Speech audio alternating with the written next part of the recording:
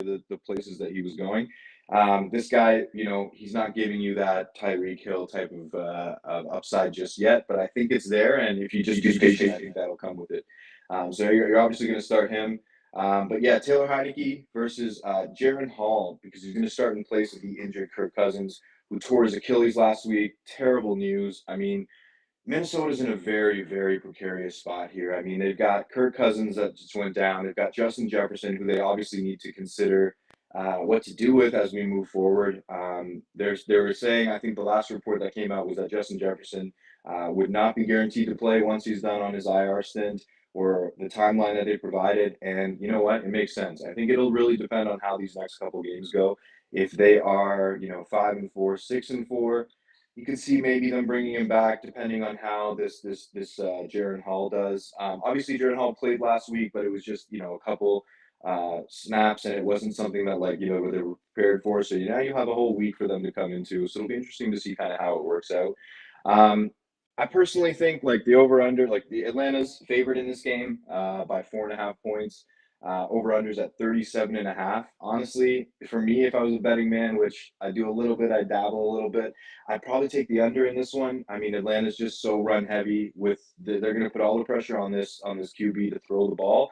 And without Justin Jefferson, I mean, Jordan Addison's fantastic, but also a rookie. And then you got KJ Osborne. I just personally think this is going to be a low scoring game. They're going to try to run the ball, both teams, and see what they can get and try to control the pace. So I think that's kind of how it'll start off. All right, my boys, we got our first question of the day. I love to see it.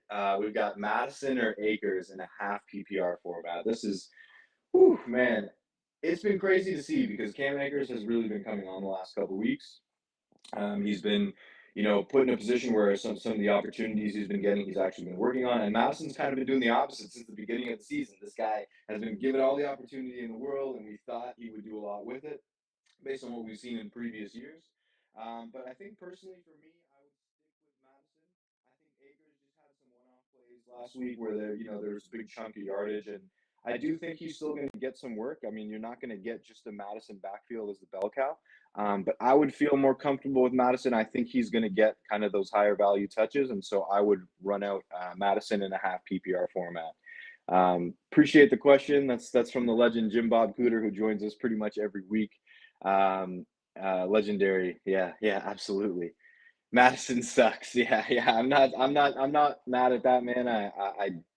I think you're picking of the lesser of two evils there, man. I don't think Akers is crazy anyways, but you know what? I would probably go Madison and hope for the best. If you're feeling a little riskier, you want to go somewhere else with it, I wouldn't be mad at you for taking Akers, right? This is one thing where you could go either way, and I don't think you're going to get a bad pick either way, or it might be a bad pick either way. Hopefully not.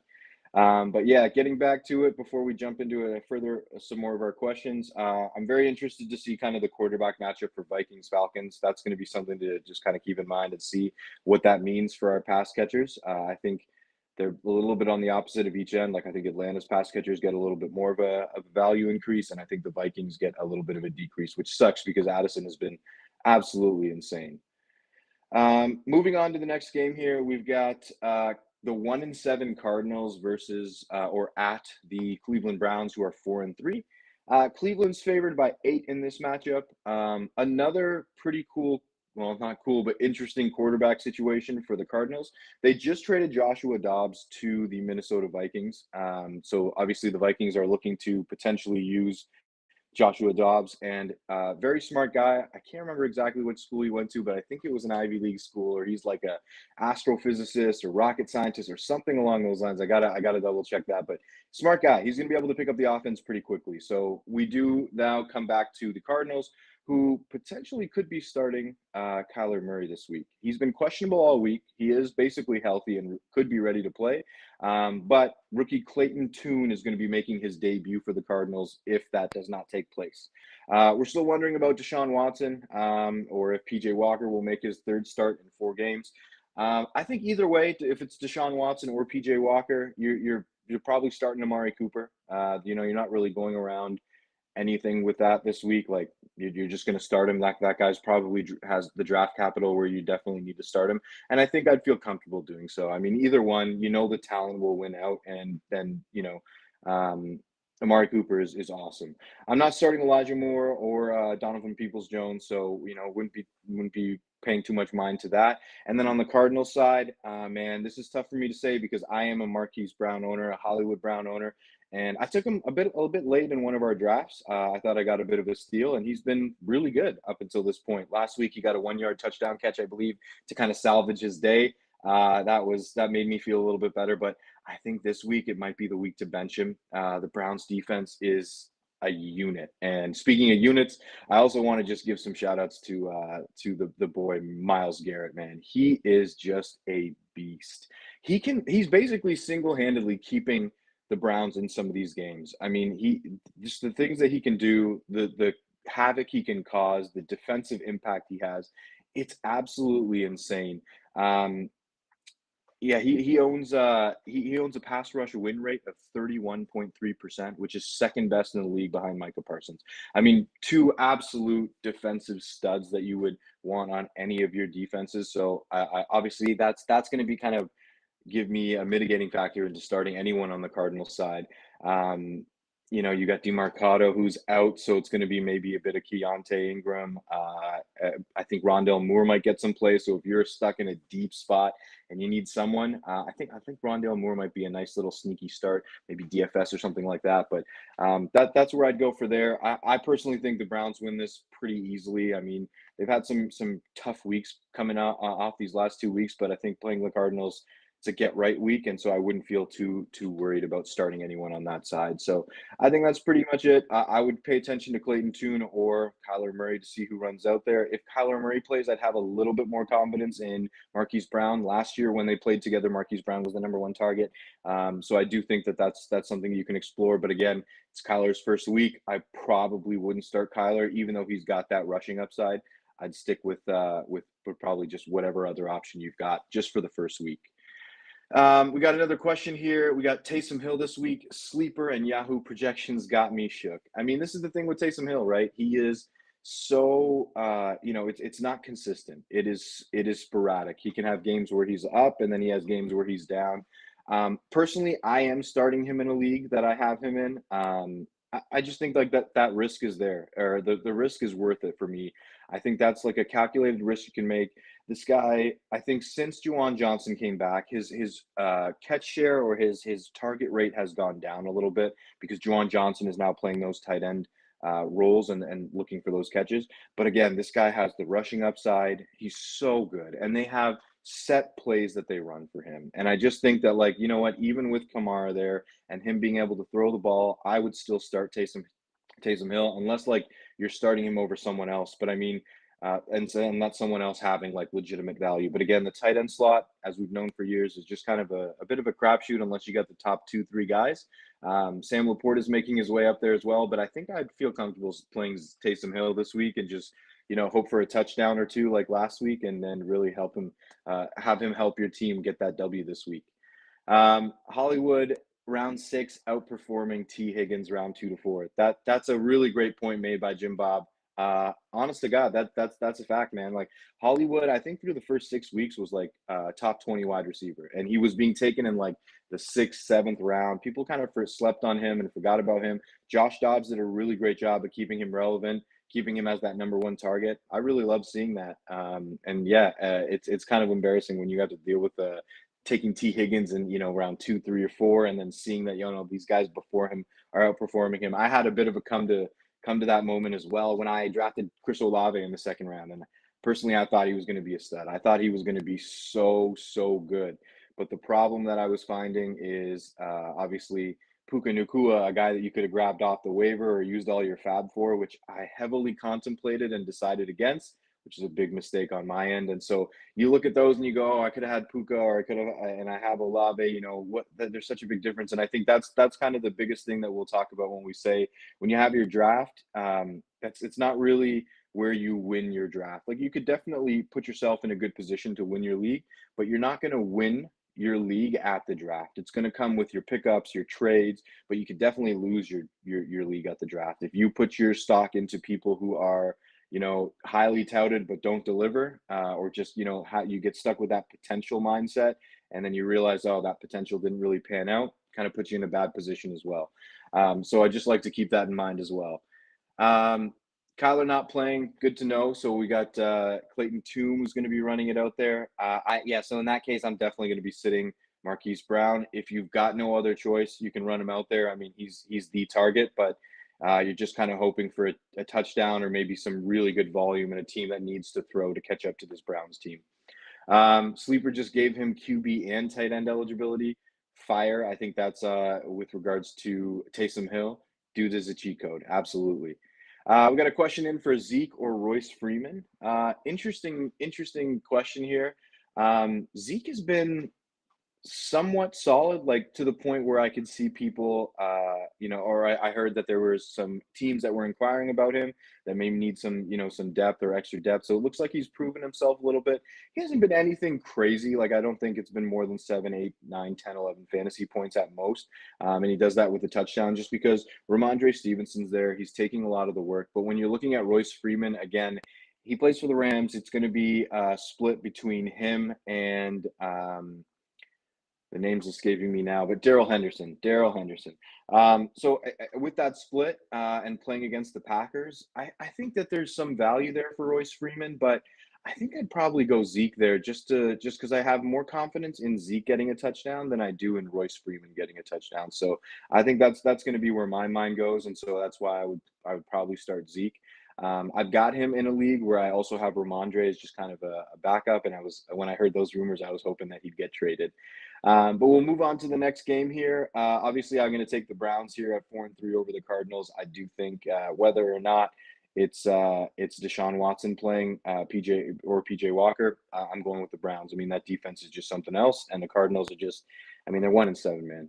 Very easy. Rams at Packers. Rams are 3-5 right now. A little bit surprising, but obviously they haven't had Cooper Kupp for a bit of the time to start the season.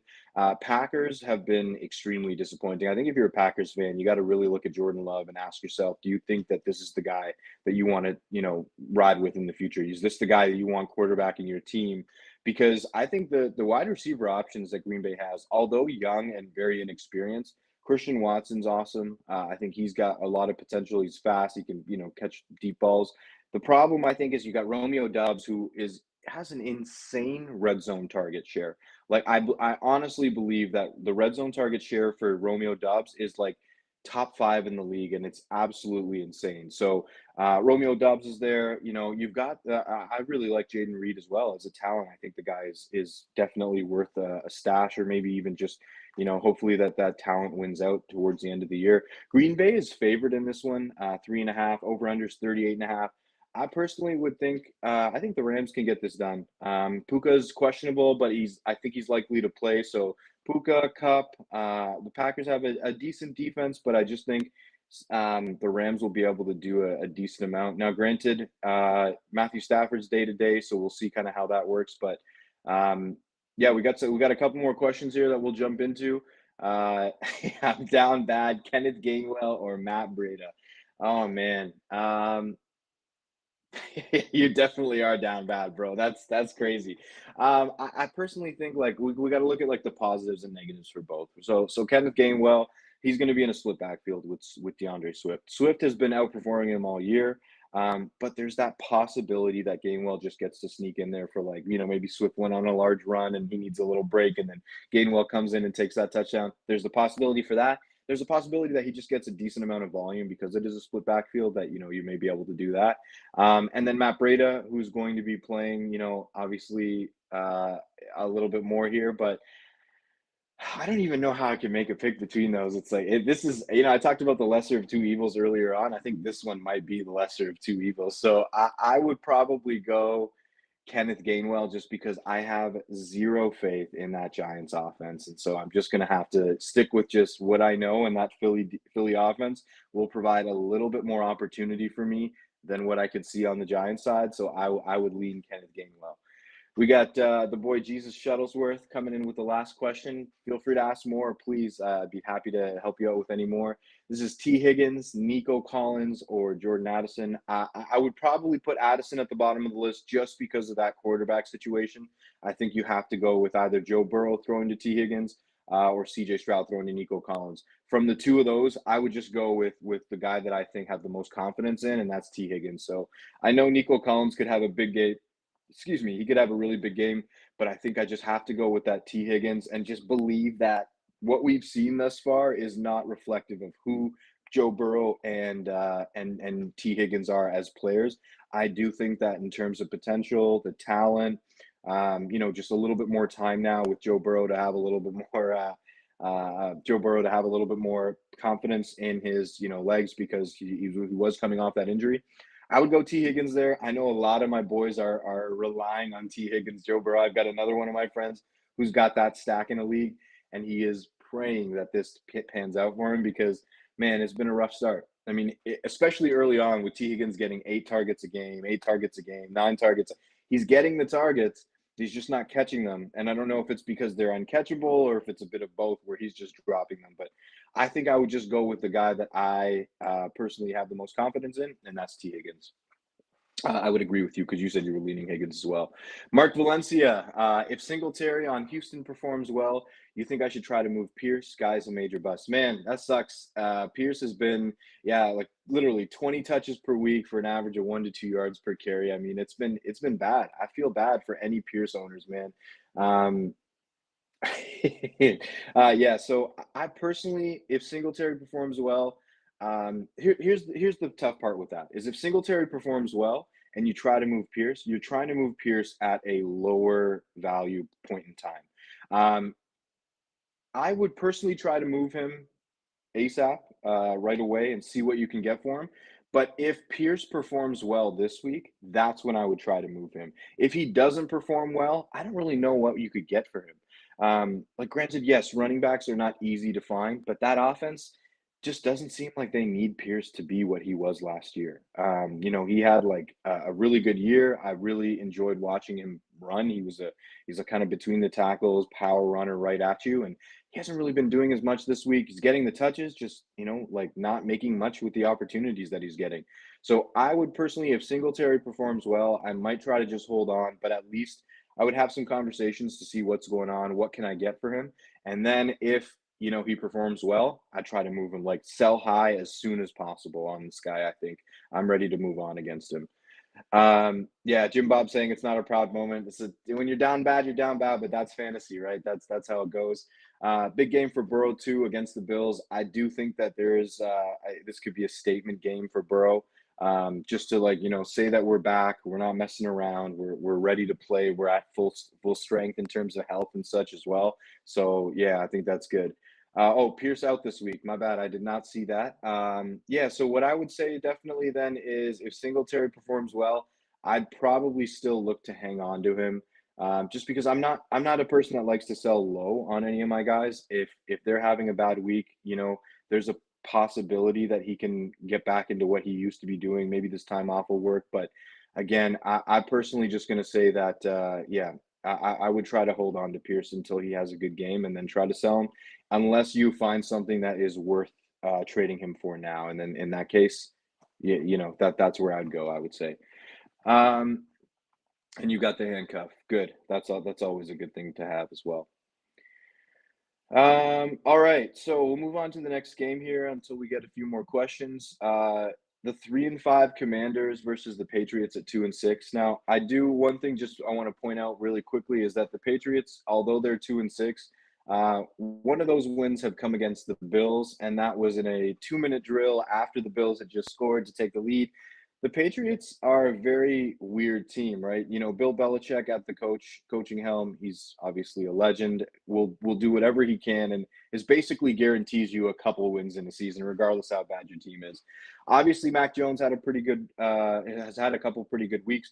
I think the problem that we're having is that Kendrick Bourne just got injured. He's going to be out. So a lot of people are putting their faith in a guy named Demario Douglas, who's been decent, but again, we just don't know about that passing game, and it wasn't very good prior to this, anyways.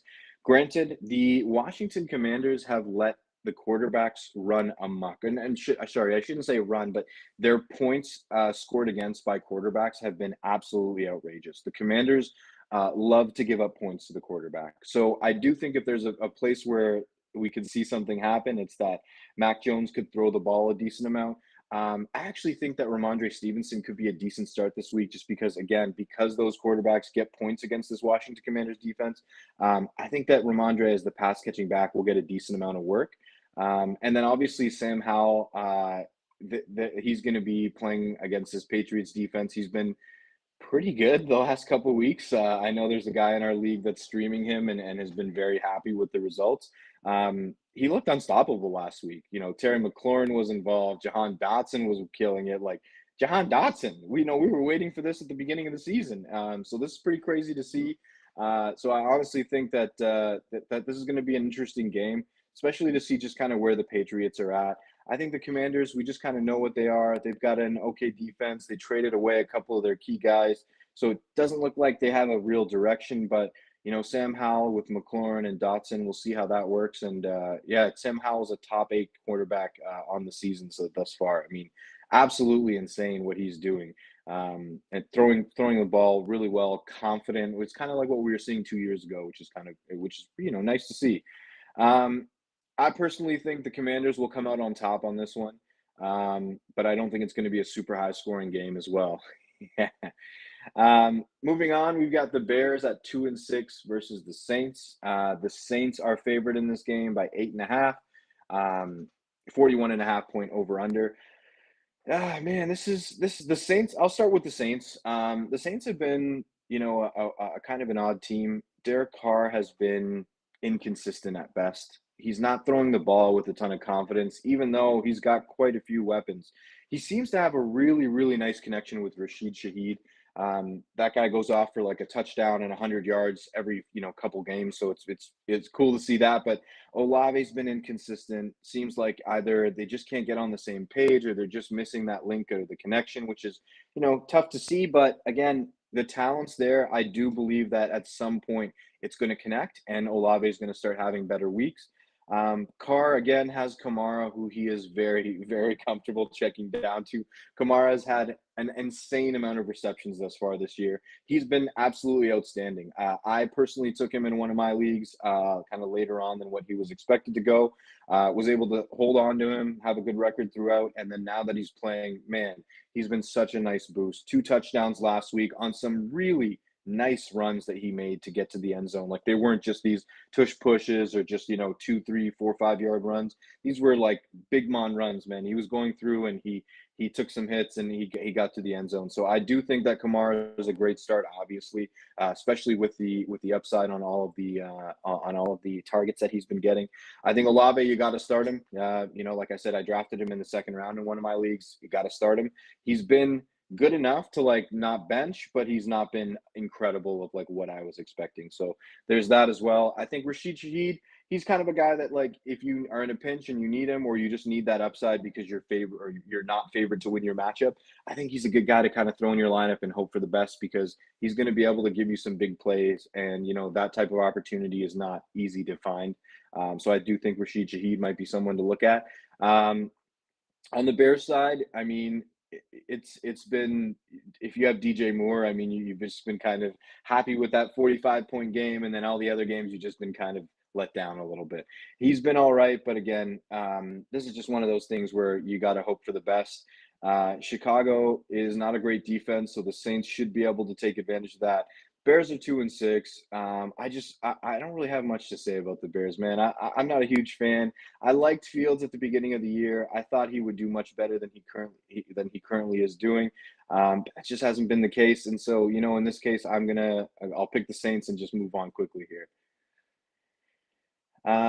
Keep the questions coming. If anyone's got anything that comes to mind, please let me know. I'd be happy to touch base on some of these things. This is one of my favorite games of the week that I'm very interested in watching, and that's the Seattle Seahawks, who are at 5-2 right now.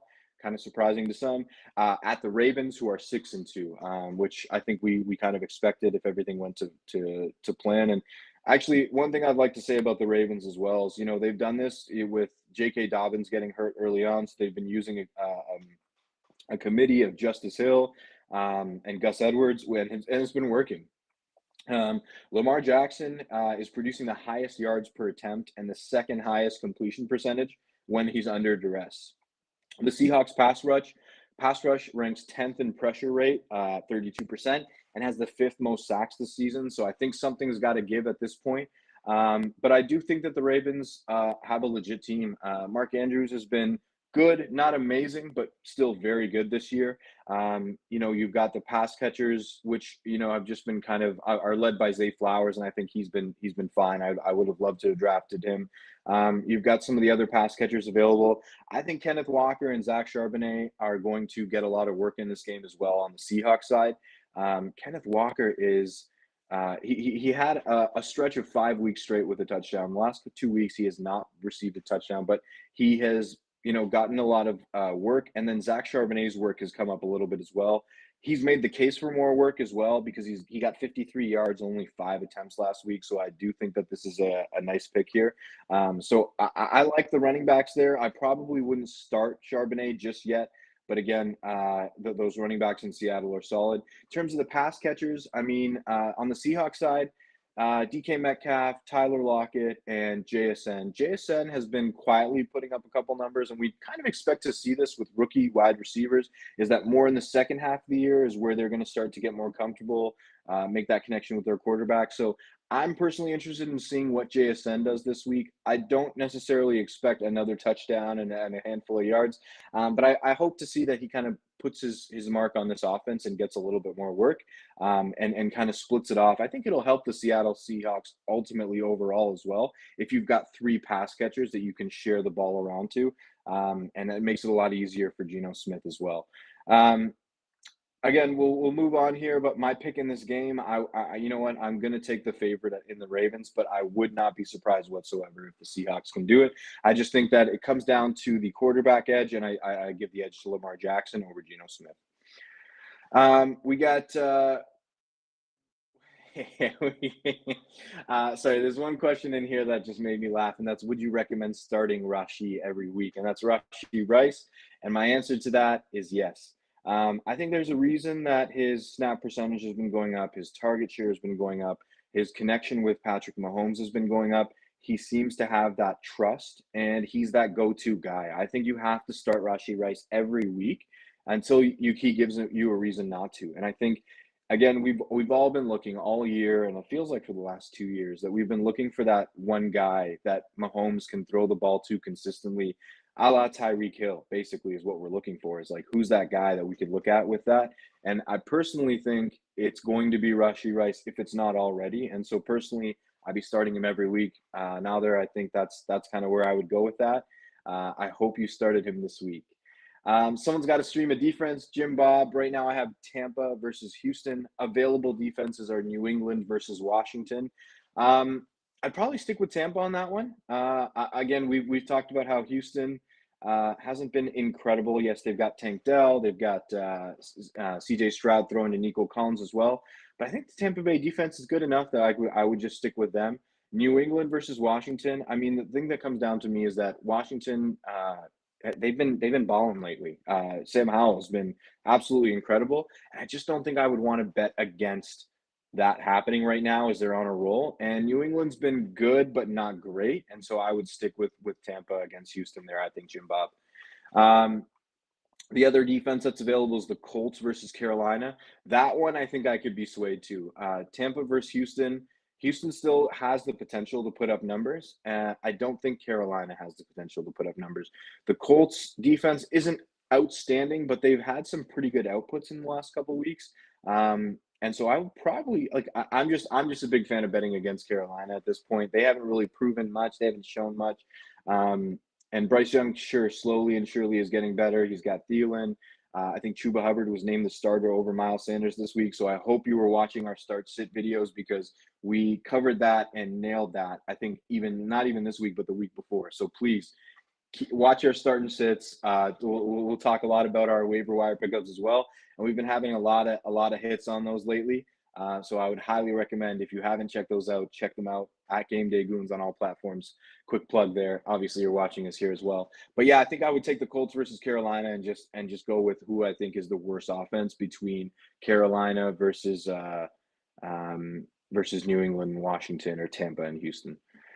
Another question: should I drop Josh Downs for Dalton Schultz off waiver? 10-team keeper league PPR. My current tight end is on bye. Um, I think the way that I look at this question is, ultimately what you're doing is dropping Josh Downs. And do you want to drop Josh Downs? My answer would be no. I don't think you can drop this guy at this point. He's been pretty good, a lot better than what we expected. I know wide receivers, it's a position where, you probably have some depth there, but personally, I just think that, yeah, Dalton Schultz is worth it, but if it's a 10-team league, that maybe gives me the option of, like, who are your other wide receivers? I think this is a tough question to answer without knowing a little bit more about what the team setup is like. I personally, just to start, I would say I wouldn't drop Josh Downs. But if you've got three studs at receiver, or you've got some confidence in the receivers that you've got, I wouldn't be opposed to dropping him for Dalton Schultz.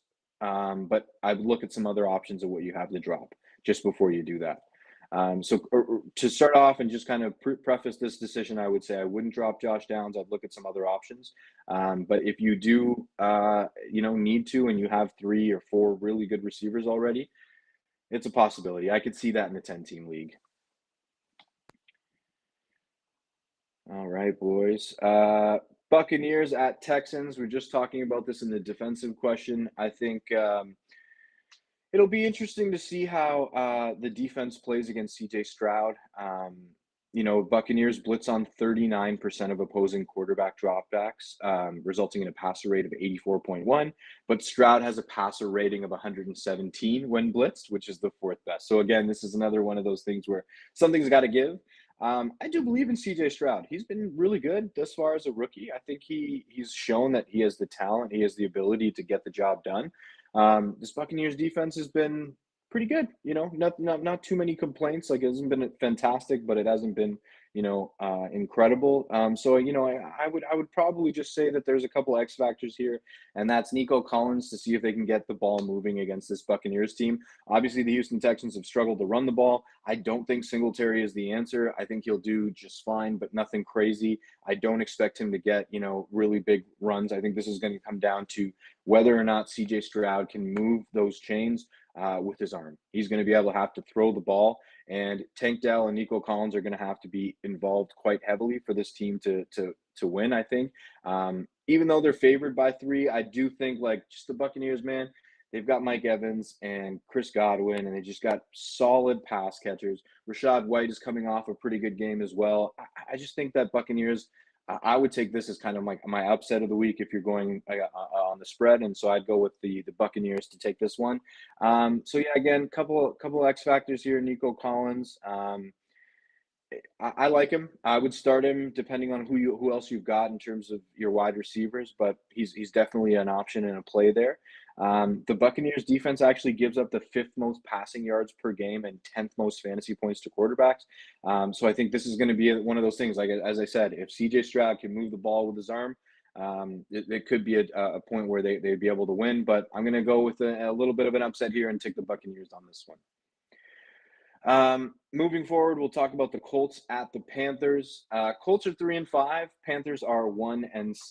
I've been shitting on the Panthers all year, man. I gotta say, like, it's just such a weird team where they've got a lot of young guys, Jonathan Mingo, they've got Bryce Young, and then they've got this old guy, Adam Thielen, who's been really holding it down all year. He's been actually outstanding. Like, I thought he was done. I thought there was a reason why the Vikings got rid of him. They said they didn't need him. And I guess the reason was Jordan Addison, because he's been fantastic. But, Thielen was let go like nothing, and Carolina comes in and signs him. He has been just outstanding, especially because you basically got him for free at the end of your draft, or you got him with fab that was not very significant, or you picked him up using a waiver wire that probably wasn't a high-ranking one. So I do think that's a huge pickup there.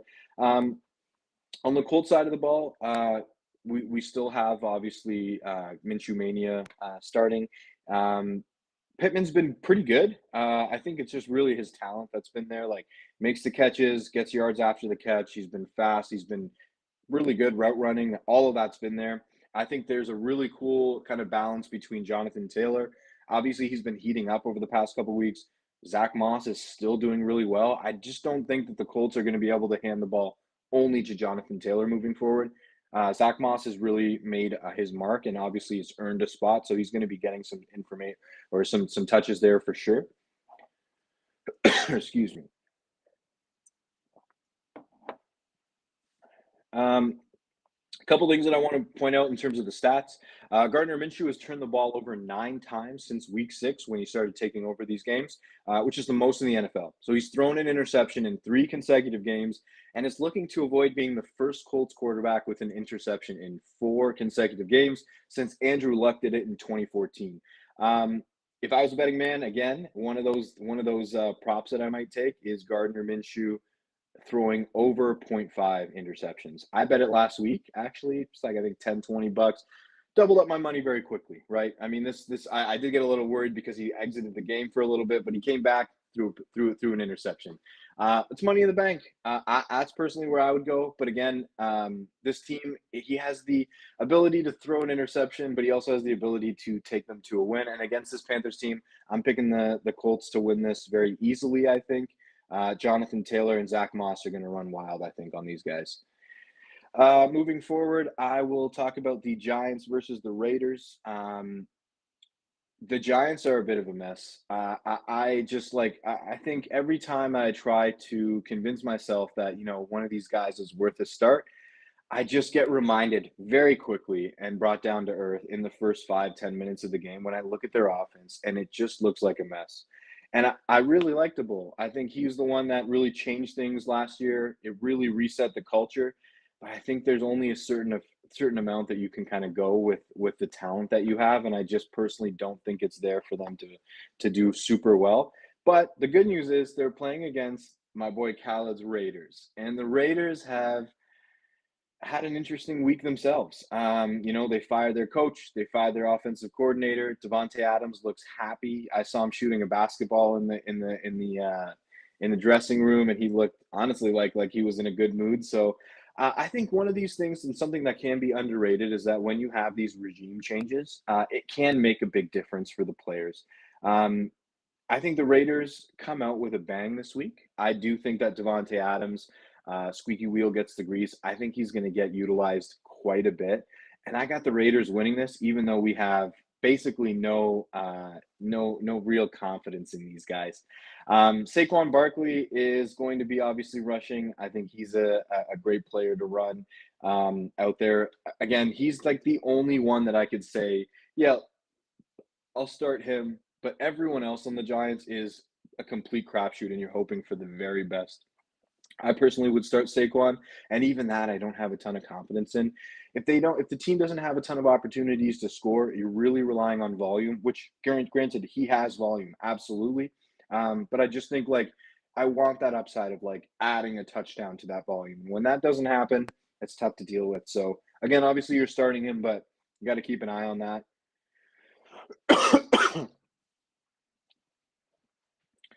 Raiders have won 2 straight home games, so they are a little bit better at home after losing their home opener in Week 3 to Pittsburgh.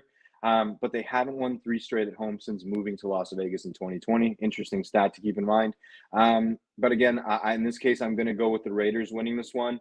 I just don't have any faith in the Giants. I know they've got 2 wins, but again, the Raiders with this regime change, I think it kind of resets a little bit of that culture and that atmosphere. I think the Raiders come away with it. Shout out to my boy Khaled, Raider Khaled.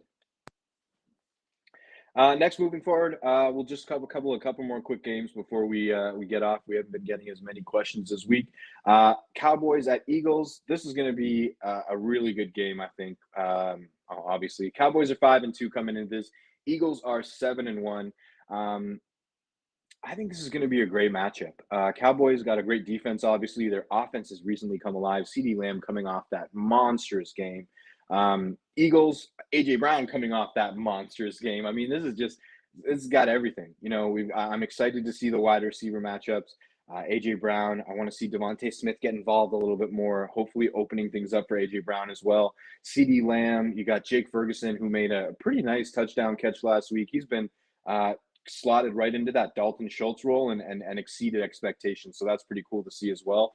On the Eagles side, again, we talked about their running backs a little bit. There's Gainwell, there's DeAndre Swift. I mean, this is a running back committee that I would probably lean Swift, but again, anyone on the Eagles as a running back, their upside is slightly limited just because of that tush push ability and or the brotherly shove that gets Jalen Hurts touchdowns here and there. Granted, Swift has been pretty good, at least in terms of fantasy for the last couple of weeks.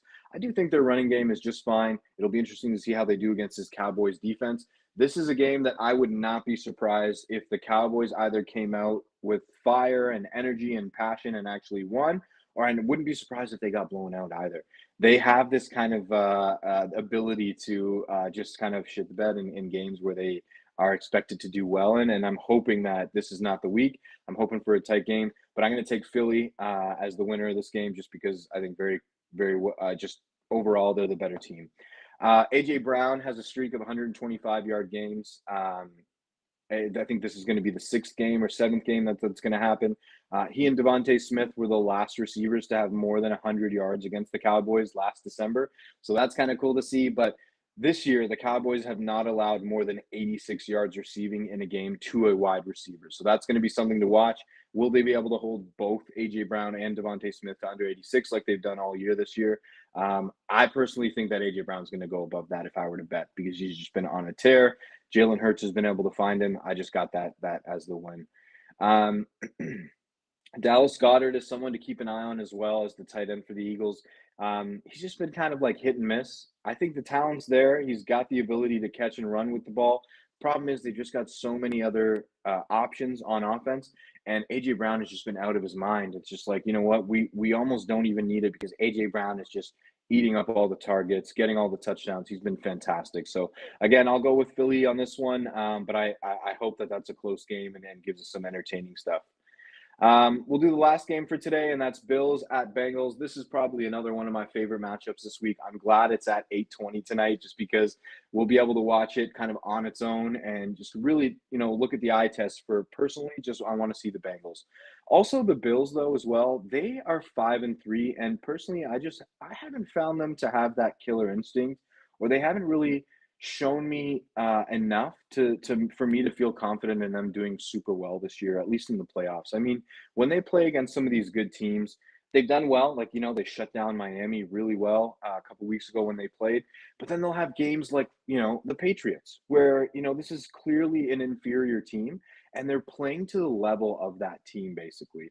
What I really want to see is the Bills just like take advantage of the matchups that they have, take advantage of all of the positive matchups or just all of the positives that they have. I mean, Stephon Diggs, Gabe Davis has been kind of in and out as a really good fantasy player. Then he'll have like a 1 or 2 point week and then he'll, get 27. But I think Stephon Diggs, Gabe Davis, Dalton Kincaid, all viable starts for you in your matchups this week. James Cook, start him. Leonard Fournette hasn't taken over just yet, but those hamstrings are coming, man. I don't know if you guys saw that picture, but those hamstrings are definitely coming. And then we've got the Bengals, man. This is going to be like, personally, I think a big statement game. It's going to tell us either that the Bengals are ready and they're going to be like before, or they're not ready and they're going to need more time. And who knows how this is going to go. But the Bengals, man, Jamar Chase, lock and loaded, you fire him up. T. Higgins is obviously the question for all of you right now that are owning. I'm starting him, man. I think just based on what I've seen in the last week or two, I would say Joe Burrow is back. He's getting a little bit more healthy, or maybe he is fully healthy now. I do think that this Bengals team is going to take off, and I think there may be a slight buy low opportunity to get some of these guys. Mixon obviously had his best week of the year last week. I also own him in one of my leagues. It was nice to finally get some touches and a touchdown and just have that volume. It's been rough thus far. Well, I shouldn't say rough, but it hasn't been anything outstanding for a guy that was drafted that high. And I feel like he's one of those guys that every year we know We say everything is right. You know, for before it was getting rid of Samaje Perine. Now it's like, oh well, you know, it's Joe Burrow that's hurt and he hasn't had the opportunity. I think now Mixon is going to give them a nice balance to that offense. T. Higgins, Tyler Boyd's been low key quite good. If he's on your waivers, please go pick him up because he's been low key good even with T. Higgins in the game. And then Jamar Chase, and you're running that out there. So for me and my pick on this one, I'm going to stick with the Bills winning this one, even though they're on the road. I just actually, you know what? I'm going with Cincinnati on this one. Changing my mind real quick. I'm going to go with Cincy on this one, and I think that Joe Burrow gets right. We're going to call it T. Higgins gets a touchdown today. Jamar Chase may even get one, and hopefully for my fantasy sake, Joe Mixon gets one too. But that is going to be the end. I don't think we've got any other questions coming in. I appreciate you guys joining me. We did a quick preview of all the games. If there's any questions you guys have, please join us on Sunday mornings, 11 a.m. Usually there's a couple more of us here, but it's your boy Sean Don. Thank you very much for joining me. All of the goons, Game Day Goons, we out.